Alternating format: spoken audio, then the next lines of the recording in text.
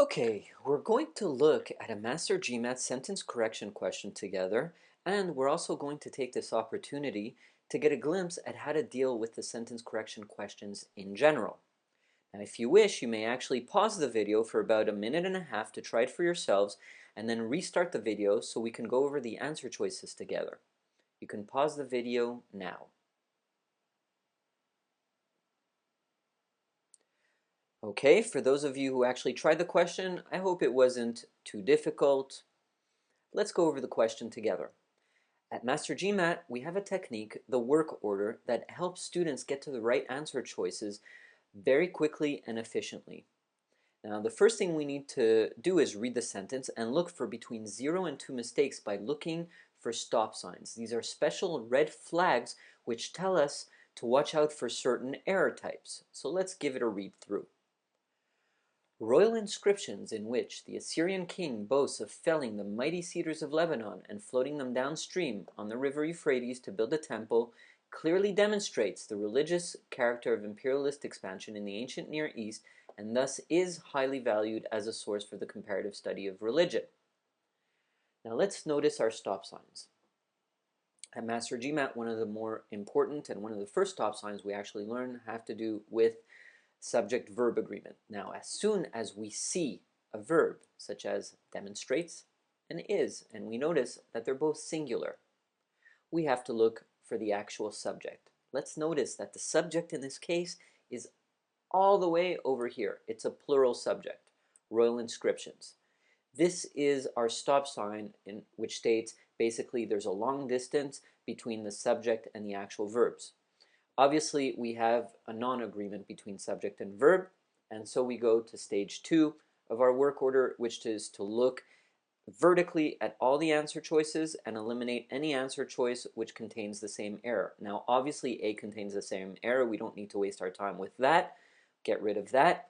We notice that B, C, D, and E all have plural verbs, and they all fix the original error type. So we got to pause here for a second and think. What do we do next? We go to stage 3, which is to look at all the other answer choices for grammatical errors first. Let's look at B.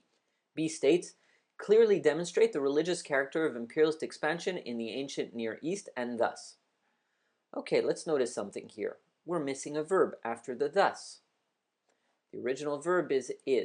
If we look just a little before the is, we have the verb and. And is an important stop sign. It's one of the trickier stop signs, and it basically tells a student to watch out for parallelism errors. We have to make sure that what goes on before the and actually is parallel to what goes on after the and. Notice that in the original sentence, there's a conjugated verb demonstrates, and there's also the verb is, which is conjugated to.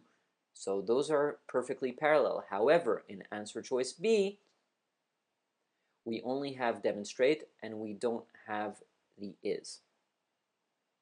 That's a problem. We have no parallelism. In fact, let's, for the sake of the question, click on B, see what we get.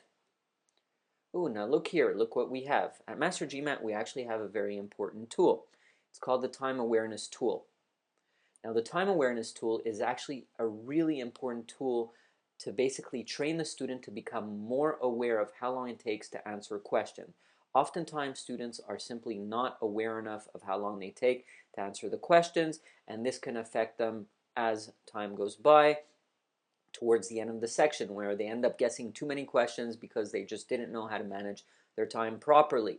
Well, the time awareness tool, with time and with practice, makes students very much conscious of how long they take and gets them to basically a decent strategy in terms of timing. Now, for the sake of, just for now, let's just put it at 40 seconds. Obviously, we took longer than that because we're talking. Let's click on OK, see what we get. Notice we give a nice little explanation here. We're even told how long it takes. Right? It says we solved it in 3 minutes and 41 seconds. Obviously, that's because of all my chatting. We see that it's incorrect. And we see that it's incorrect exactly for the reason that we talked about, which is the parallelism mistake that we see through the stop sign A and or but B. This is a really important little stop sign, and what happens in this kind of stop sign is that one of the sides is actually affected, and because the verb is missing, we actually have a fragment. The fragment obviously cannot be allowed. A fragment basically means a clause without an actual verb, and that's our mistake here. Now notice another nice little tool, which is the try again. Now trying again is actually really important pedagogically. Why? Because most study methods don't let you try again. They simply feed you the answer when you get it wrong. That doesn't really help anyone, does it? Trying again without being spoon-fed the answer actually lets you focus on what you just looked at, which is the stop sign, and apply it again to the question without having been given an answer. This is really important because now it's going to stick in our head that we need to look out for that as well, apart from the subject-verb agreement mistake we fixed. So, trying it again, we see that answer B is now blocked out. We obviously got rid of answer A. We go to our third step in the work order, which is to look at the rest of the answer choices for the grammatical mistakes. So let's look at C. Apart from the actual verbs, demonstrate and are, which fix the original subject-verb agreement mistake, we see that there have been no other changes. We have no other grammar mistakes here. We keep it. Let's go to D. In D, we see that apart from are shown to clearly demonstrate, which really doesn't contain any kind of error, everything else is the same. So it did also fix our subject-verb agreement. We have no mistakes in parallelism, but there's a little bit of wording which is different here, but no grammar mistakes. So we keep that as well. Let's look at E. E also has the plural verbs. That's fine. However, take a look at clearly. Clearly is an adverb. And here it modifies a noun, and it cannot do so. An adverb can only modify another adverb, an adjective, or an actual verb, not a noun. So we can get rid of answer choice E. We're left with C and D. Now let's go back to what was changed in D. Are shown to clearly demonstrate.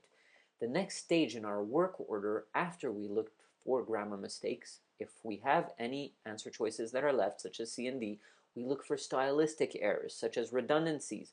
And indeed, we actually have two errors here.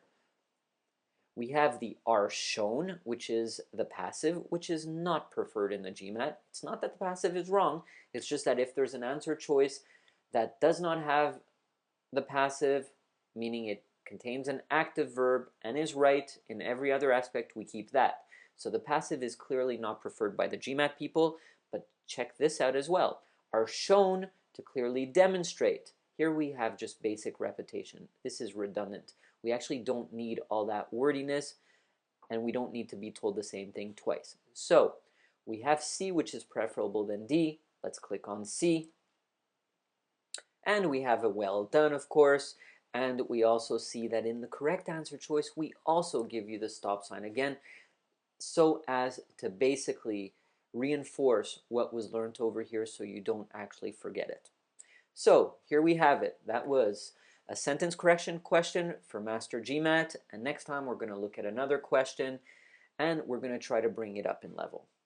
So until soon, see you then.